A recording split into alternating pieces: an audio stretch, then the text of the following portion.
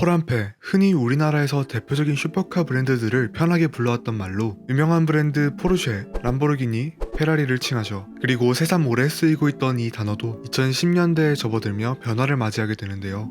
나머지 두 개 브랜드보다 비교적 평균 가격대가 낮은 포르쉐가 빠지고 새 브랜드가 합류하여 맥란페의 시대를 맞이하게 됩니다. 바로 오늘 소개드릴 브랜드 맥라렌입니다. 맥라렌은 페라리와 비슷하게 1963년 브루스 맥라렌이라는 전설의 F1 드라이버로부터 시작된 브랜드입니다. 양산차 업계에 뛰어든 목적도 페라리처럼 F1 경기에 필요한 자금을 모으기 위함일 정도로 레이싱에 있어 근본이 깊은 브랜드죠. 페라리를 이어 두 번째로 역사가 오래된 F1 팀일 정도니 모터스포츠 업계에서는 전설로 여겨지고 있습니다. 맥라렌은 나이키 로고를 거꾸로 뒤집어 놓은 듯한 모습의 로고를 사용하는데요. 이 로고는 각 브랜드 모델들의 일관성을 유지시켜주는 람보르기니의 Y자 라이트, 페라리의 동그라미 후방 라이트와 같이 맥라렌의 라이트 디자인에 접목되어 각 모델들이 맥라렌의 작품이라는 것을 뽐내고 있습니다.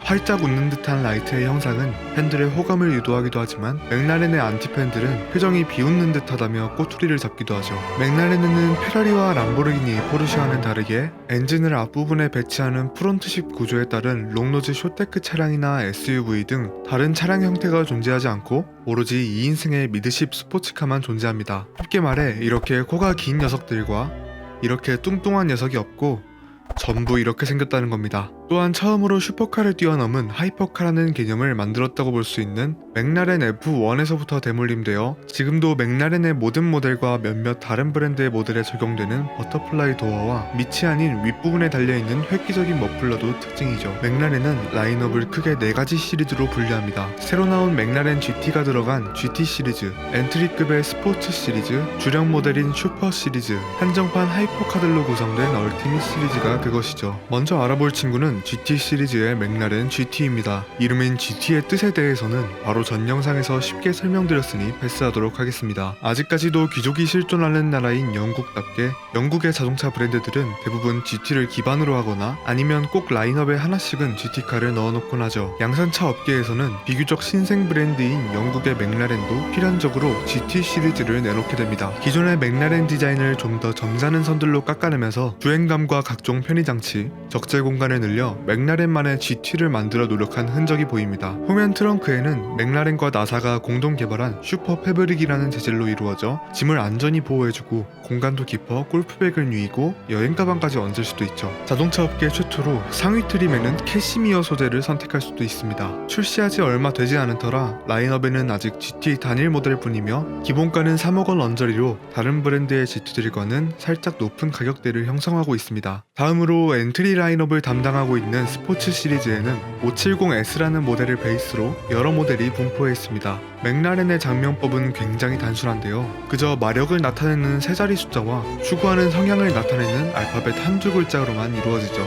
여기에 오픈이 되는 모델에는 스파이더 명칭을 씁니다. 예를 들어 가장 먼저 공개된 570S는 570마력의 스포티한 성향을 띠는 모델입니다. 많은 차들이 라이벌로 삼고 있는 포르쉐의 911을 경쟁 상대로 지목해 만들어졌죠. 다소 컴팩트해진 눈의 나이키와 또 그 모양새를 똑 닮은 테일램프를 가지고 있으면서 같은 가격대에는 있을 수 없는 혜자스러운 버터플라이 도어까지 달고 있습니다. 저렴하게 맥라렌이라는 전설적인 브랜드를 영위할 수 있다는 매력 덕분에 570S를 필두로 하는 스포츠 시리즈는 맥라렌의 전체 판매량 중 60% 이상을 차지하는 기염을 토해내기도 합니다. 판매 시작 2년 만에 우리나라가 전세계 맥라렌 판매량 탑10 안에 들어버려 선생하게 된 전세계 단 5대뿐인 570S의 코리안 에디션도 존재하죠. 570S의 탄생 이후 그를 기반으로 오픈카 버전인 570S 스파이더, 아시아를 겨냥한 가장 저렴한 맥라렌인 540C, 뒷면 트렁크를 추가하고 GT 맛을 가미한 570GT, 롱테일이라는 맥라렌만의 고성능 버전의 이름을 단 600LT, 거기에 개폐되는 뚜껑을 얹은 600LT 스파이더가 있습니다. 여기서 LT, 즉 롱테일이라는 단어는 말 그대로 긴 꼬리를 뜻하는데 맥라렌에서는 이를 고성능 모델의 이름에 붙여오고 있습니다. 어떻게 그런 이름이 맥라렌의 고성능을 상징하게 되었는지 는 F1의 역사를 거슬러 올라가 맥라렌의 첫 번째 롱테일이었던 F1 GTR 롱테일을 2011년 맥라렌은 MP4-12C라는 모델을 시작으로 본격적으로 양상차를 만들기 시작합니다. 이름 끝에 붙은 C는 카본이라는 값비싼 신소재를 의미하며 맥라렌은 F1 대회에서 쓰이던 이 소재를 차체의 뼈대에 양산차 최초로 적용해 지금까지도 맥라렌을 맥라렌답게 만들어주는 숨은 상징이 되었습니다. 전 모델이었던 맥라렌 F1에서 여러 요소를 물려받아 좋은 평가를 받아냈고 3년 뒤인 2014년 후속작인 맥라렌 650S가 등장합니다. 대중매체에서 가장 노출이 많았던 맥라렌 중 하나로 여러분들도 여러 유명인의 영향으로 많이 접해보셨을 이 650S가 바로 슈퍼 시리즈의 시작이자 활짝 웃는 매력적인 얼굴의 시작이었죠. 이름인 650S에서 650은 최고 출력이 650마력이라는 것을, S는 스포츠를 뜻합니다. 차체 구조가 MP4-12C를 기반으로 하는 만큼 전면부 라이트 디자인을 제외하면 전작과 거의 똑같은 모습을 하고 있습니다. 오픈카 버전인 650S 스파이더와 675마력의 고성능 버전인 675LT, 또 그의 오픈카 버전인 675LT 스파이더를 차례차례 내놓으며 연전의 연성을 거듭했고 맥라렌은 전 세계의 기대를 한몸에 받으며 후속작을 준비하게 됩니다. 2017년 세간의 관심을 받으며 드디어 슈퍼 시리즈의 대를 이을 막강한 우량아가 태어납니다. 바로 720S였죠. 가장 상승세가 급격한 브랜드답게 이제 겨우 3세대임에도 불구하고 여기저기 과감한 혁신을 이뤄냅니다. 하나의 면으로 보이지만 굉장히 입체적인 새로 디자인된 헤드라이트, 바깥쪽이 아니라 안쪽으로 깊게 파인 에어덕트와 그 덕에 가능했던 극적인 캐릭터 라인, 채광량이 조절되는 특수유리로 된 천장과 천장까지 열려버리는 버터플라이 도어, 엄청난 크기의 리어 스포일러와 그 라인을 자연스럽게 따라가는 테일램프, 트랙 모드를 활성화시키면 변신되는 LCD 계기판 등 하나하나 나열하기 힘들 정도로 여러가지 매력 포인트들을 만들어냈죠. 세계 3대 디자인 어워드 중 하나인 레드닷에서 베스트 오브 베스트 부문 우승을 거머쥐며 기능과 디자인의 혁신적인 공생을 증명해내기도 했습니다. 최근에는 영화 사자와 분노의 질주 홉스 앤 쇼에서 각각 한국의 슈퍼카 성지와 맥라렌이 태어난 영국 본토를 달리는 모습을 보여주며 인지도를 높였죠. 이 친구가 포함된 맥라렌의 슈퍼 시리즈에는 기본 쿠페 버전인 720S와 오픈카 버전인 720S 스파이더, 롱테일 버전인 765LT가 출시되었으며 가까운 미래에 765LT의 스파이더 버전도 공개될 것으로 보입니다.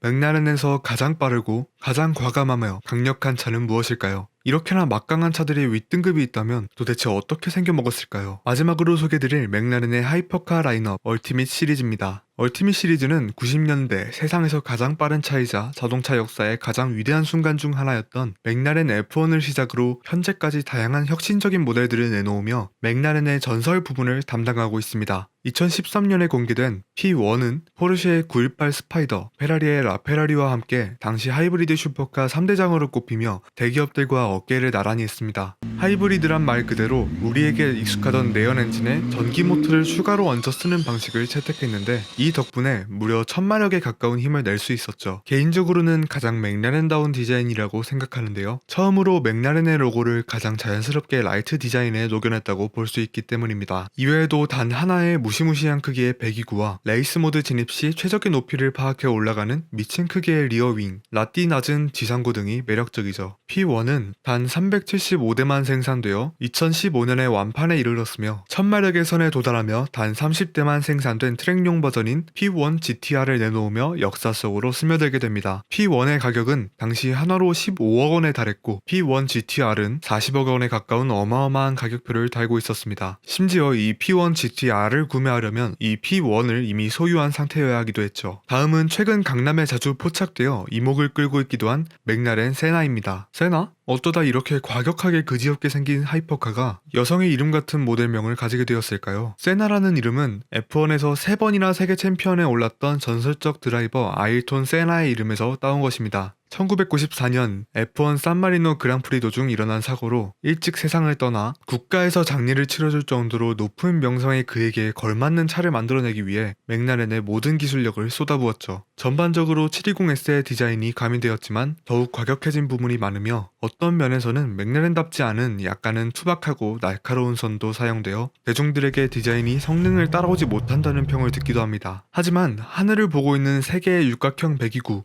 거기서 나오는 하늘을 찌를 듯한 배기음, 노면을 더욱 생동감 있게 즐길 수 있게 해주는 도어 밑에 유리등을 보면 아이톤 세나도 하늘에서 미소를 짓고 있을 수밖에 없다는 생각이 듭니다. 세나는 500대에 한정 생산되었으며 영국 맥라렌 프로덕션 센터에서 약 300시간에 걸쳐 수작업으로 만들어집니다. 499대는 한화 약 11억 원에 팔렸으며 마지막 한 대는 맥라렌 고객대상 자선 행사에서 30억 원에 낙찰되어 기부되었습니다. 후에 트랙용 고성능 버전인 세나 GT-R을 공개하기도 했는데요. 차폭을 넘어서는 크기의 흉악한 리어인과 맥라렌 GT3 머신을 기반으로 개발된 여러 장비들을 탑재해 맥라렌 역사상 가장 가벼운 차로 자리매김했던 것이 특징입니다. 이 세나 GT-R은 전 세계 75대만이 한정 생산되며 가격은 약 16억 원에 달합니다.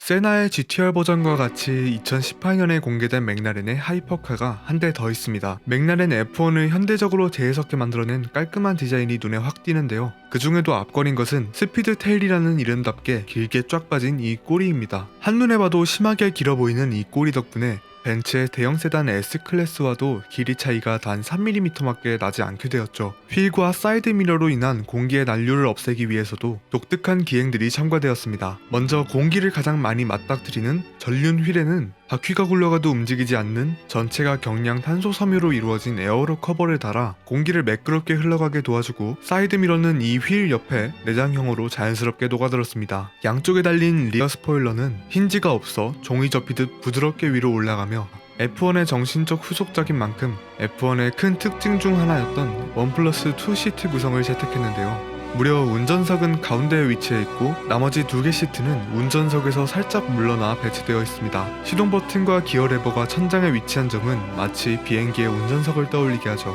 대시보드 양끝에 배치된 2개의 화면에는 각 사이드 미러 카메라의 영상을 실시간으로 보여줍니다. 이 스피드 테일은 1000마력이 넘는 힘을 내며 제로 100은 말할 것도 없고 제로 300은 단 13초에 불과하며 최고 시속은 403km로 맥라렌 양산차 사상 가장 빠른 속도를 보여줍니다. 스피드 테일은 과거에 F1이 그랬던 것과 같이 106대 한정 생산되며 가격은 약 26억 원으로 이미 완판되었습니다. 참고로 이 가격은 18캐럿 화이트 골드로 제작되는 엠블럼 등의 옵션은 제외된 가격입니다. 드디어 마지막 모델을 소개드리게 되는군요. 바로 엘바입니다. 창업자인 브루스 맥라렌이 직접 제작했던 엘바 M1A에서 이름을 따왔으며 로드스터의 형태도 여기서 가져왔습니다. 전면은 스피드 테일의 디자인을, 후면은 GT의 디자인을 따왔는데요. 아무래도 지금 대부분의 시청자분들이 궁금해하실 것은 천장도 앞유리도 없는데 이걸 타고 다닌다고? 일 것입니다. 당연히 그렇겠죠. 비가 오나 눈이 오나 고지곳대로 탑승자의 두피에 스며들 것이고, 쾌청한 날씨랄도 앞유리가 없으니 바람을 다 맞을 것 같습니다.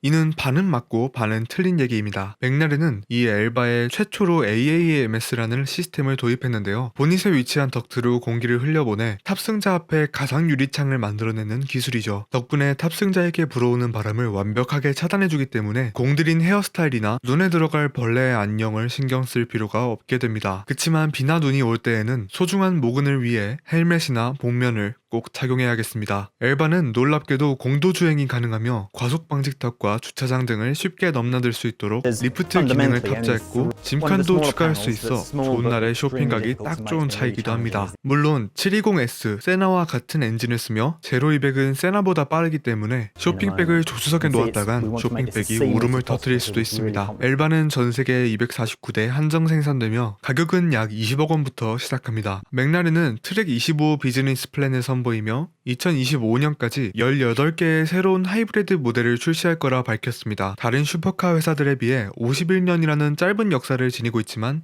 F1 등의 모터스포츠에서 쌓아온 맥라렌만의 기술들과 노하우가 있었기에 이와 같이 빠른 성장세를 띨 수 있었죠. 앞으로 슈퍼카 업계에서 또 어떤 혁신들을 보여줄지 나이키, 아니 맥라렌에게 정말 기대가 됩니다. 이상 차를 알고 싶은 당신께 카맹이었습니다.